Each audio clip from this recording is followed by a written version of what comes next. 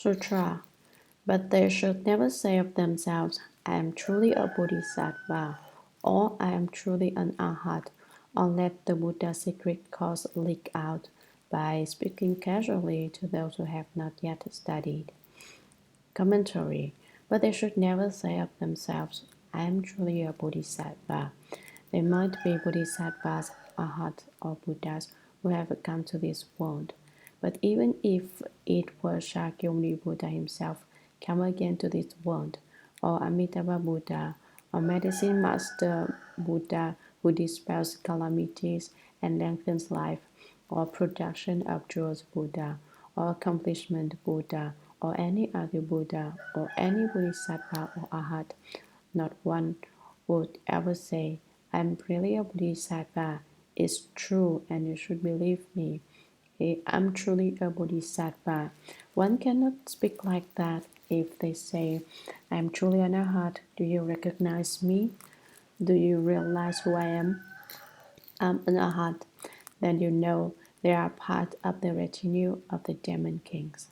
If someone praises you by saying that you are a Bodhisattva or an Arhat, you should not admit it even if you are. You cannot let it out. You cannot let the Buddha's secret cause leak out. You should not reveal the secret cause of the Buddha by speaking casually to those who have not yet studied. You can't just nonchalantly reveal your origin. What is acceptable then? You can reveal it when you are about to die. Don't do it before you are ready to go. When you reveal it, then don't stay. As long as you're staying, don't reveal it.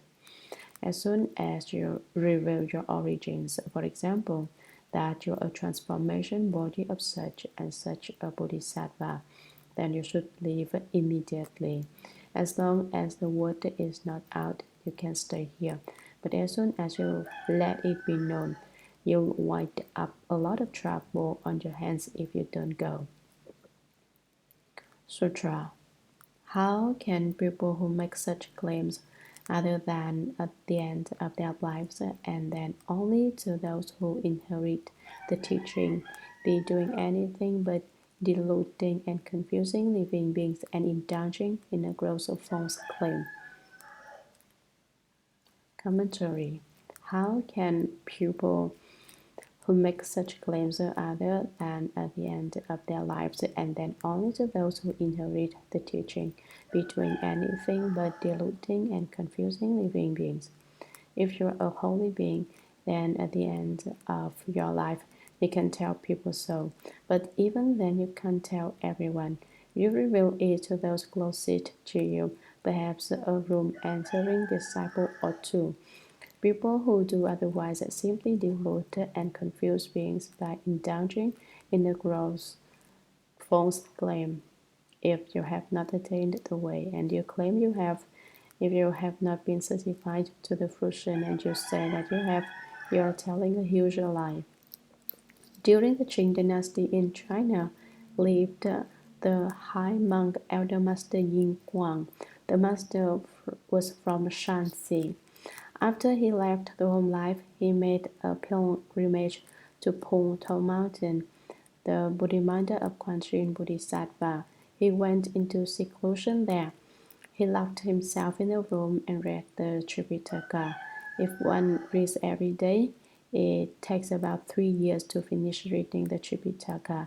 He repeated this 3-year cycle of reading the Tripitaka over and over for 18 years. During all those years, he never left the mountain.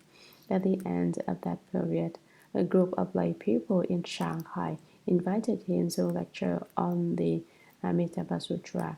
He agreed, but not too many people came to the lecture series, perhaps because it was difficult for them to understand his Shanghai dialect. But among those who did come was a high school student from Shanghai who had had a dream in which she was told to go listen to the sutra. The dream said, you should go to such and such a lay community and listen to the Amitabha Sutra being lectured there by Great Strength Bodhisattva. The next night, the student read in the in the newspaper that Dharma Master Yin Huang was lecturing the Amitabha Sutra at that very place. Why did my dream tell me that Dharma Master Yin Huang is great strength Bodhisattva? She wondered. That night she attended the lecture, and after everyone had left, she related her dream to the elder Dharma Master. When she concluded that he must be great strength Bodhisattva, Dharma Master Yin Huang was very displeased and he warned her, "You cannot go around talking such nonsense." So she never thought about the dream, but she took refuge with the elder Dharma Master.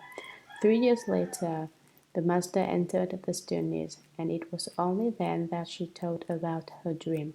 Everyone was upset that she had not told them sooner, so that they could have requested more Dharma from the elder master. But she told them she had been forbidden to speak of it by the master himself. From this incident, it is clear that Elder Master Yu Huang was in fact a transformation of great strength Bodhisattva. When he was cremated, there was many sharira. So, when one's life is about to end, some hints can be given, but still one can't speak openly about such things. Perhaps in a dream, as in this case, a little indication can be made, but one cannot state anything flatly like, "I'm great strength Bodhisattva." That's not the way it's done.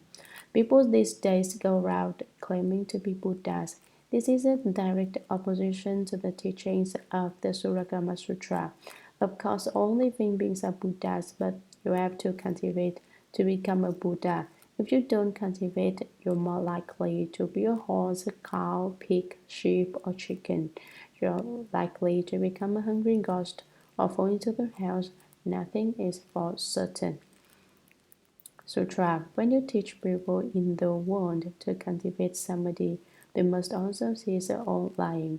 This is a fourth clear and unanswerable instruction on purity given by the third command and the Buddha of the past warned honored ones. Commentary. Ananda, do you hear this?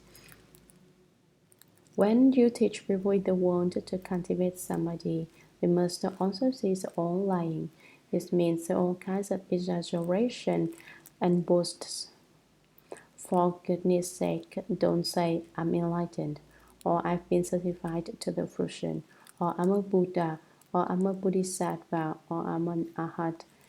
That's just too cheap.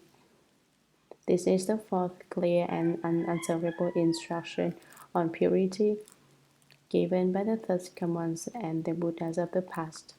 Warned honored ones, don't teach others to lie and make false claims. This instruction is given by all Buddhas of the present and all Buddhas of the past. Sutra. Therefore, Ananda, one who does not cut off lying is like a person who carves a piece of human excrement to look like chandana, hoping to make it fragrant.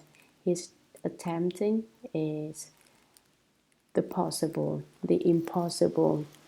He is attempting the impossible. Commentary.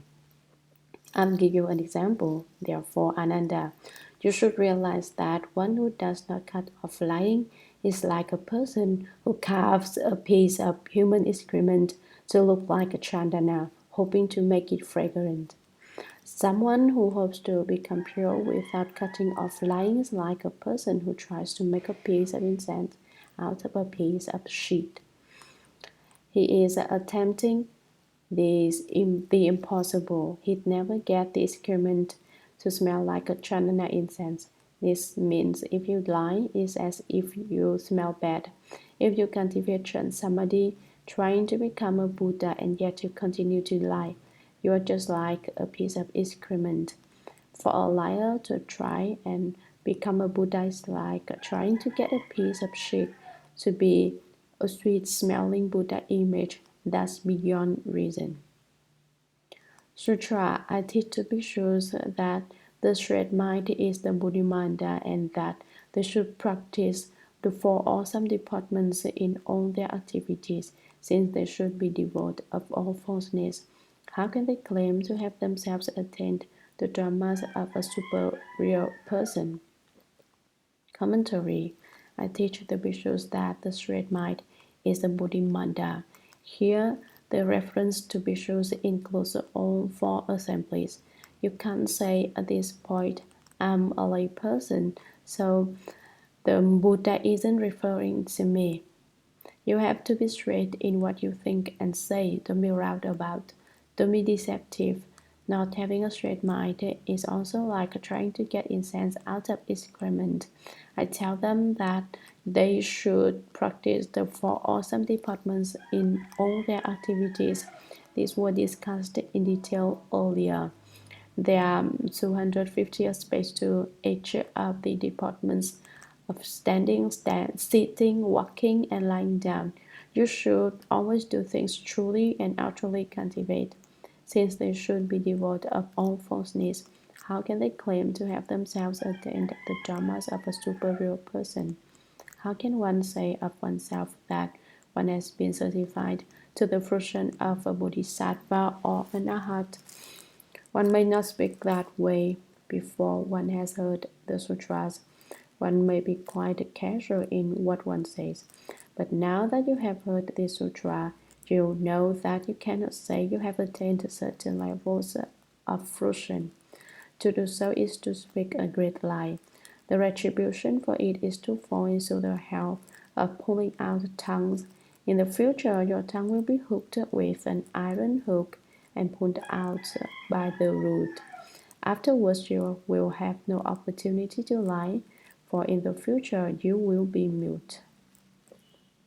Sutra that would be like a poor person falsely calling himself an emperor. For that he would be taken and executed. Much less should one attempt to usurp a title of Dharma king. When the cause ground is not true, the effects will be distorted. One who seeks the Buddha's body in this way is like a person who tries to bite his own navel. Who could possibly succeed? Commentary. That would be like a poor person falsely calling himself an emperor. Did you realize he would say that I am the ruler of this land? For saying that, he would be taken and executed. The emperor would immediately have him arrested, and his whole family would be wiped out. All his friends and relatives would die in the process. Then where would the emperor have gone? To claim that you have attained the fruition when you have not is to be like a poor person who calls himself an emperor. He'll be exterminated for it. And if one can't casually call himself an emperor on the worldly plane, much less should one attempt to usurp the title of Dharma king. How could one try to usurp the position of Buddhahood? When the cause ground is not true, the effects will be distorted. On the cause ground, when you are cultivating the way, if you do not cultivate truly, the effects you reap in the future will be cooked. There will be a lot of wrinkles. You will not be able to accomplish the fruition directly. If you cultivate in this way, you may do so for countless great ends, but you will still be unsuccessful. One who seeks the Buddha's body in this way is like a person who tries to bite his own navel. If you conduct yourself in this fashion, continually indulging in lies and boasts, and yet are seeking the body of the Buddhas, you're like a person trying to bite his own navel. How could possibly succeed? You could never bite your own navel because your mouth won't reach it.